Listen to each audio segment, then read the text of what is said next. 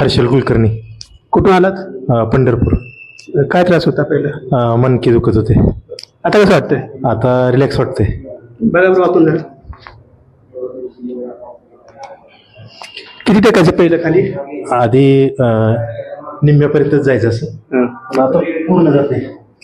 झाली मोकळी कंबर सगळी? मोकळी झाली, काय प्रॉब्लेम नाही. धन्यवाद डॉक्टर.